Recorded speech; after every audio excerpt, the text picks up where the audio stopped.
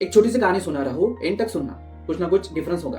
तो एक लेडी होती है, वो एक शॉप के सामने ना सवेरे सवेरे खड़ी रहती है, शॉप का खुलने का वेट कर रही होती है। शॉपकीपर आता है, दुकान को खोलता है, दुकान खोलते ही ये लेडी उसको ना 10 रुपए वापस कर देती है। वो आदमी सोचता है 10 रुपए किस बात के? तो लेडी बोलती है कल मैं आपके यहाँ पे सामान लेने आई थी, सामान लेते लेते हिसाब किताब में कुछ ऐसा हुआ कि आपने मुझे 10 रुपए एक्स्ट्रा दे दिए। तो आदमी बोलता है अरे एक्स्ट्रा दे हो, तुम लौटा रही हो, कल तुम मुझसे कितनी बार्गेनिंग कर रही थी, 1 रुपए के लिए, 2 रुपए के लिए। वो लेडी कहती है कि भाई साहब मैं ना घर में बहुत बिलीव करती हूँ और मेरे ये हिसाब किताब ने आपसे मुझे 10 रुपए एक्स्ट्रा आ गए तो वो मैंने आपको लौटा दिया और बार्गेनिंग करना ये मेरा हक है।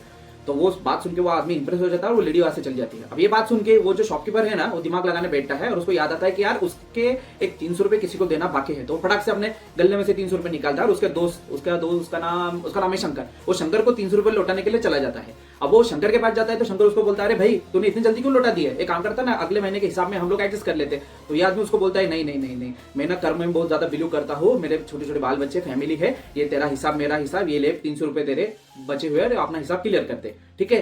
तो ये बात सुन के वो आदमी भी काफी ज्यादा परेशान हो जाता है। वो परेशान होने का मेन रीजन ये होता है कि कुछ साल पहले 4-5 साल पहले वो अपने एक दोस्त से ना 3 लाख रुपए उधार लेता है और वो 3 लाख रुपए उधार लेने की वजह से उसका जो एक फ्रेंड है ना, उसकी जो डेथ हो जाती है एक एक्सीडेंट में, उस वजह से वो भूल जाता है। मतलब वो बात किसी को पता नहीं होती 3 लाख रुपए उससे उधार लिए।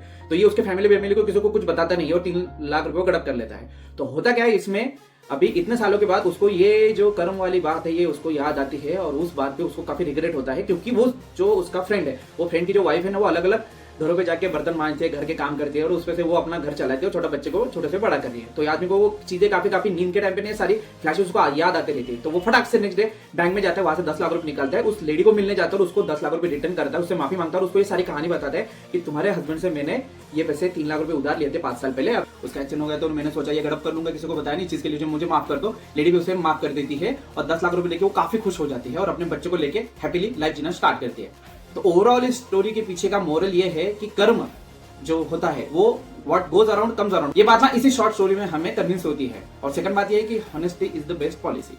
जो लोग हम लोग करते हैं ना, वो रिटर्न करके हमारे पास ही आ जाता है। तो थोड़ा सा हिसाब लगाना शुरू करो, कुछ गड़बड़ है, कुछ झोलझाल है तो फटाफट सॉल्व कर लो, नहीं तो एक कहानी की जैसे कुछ ना कुछ हो सकता है, ठीक है।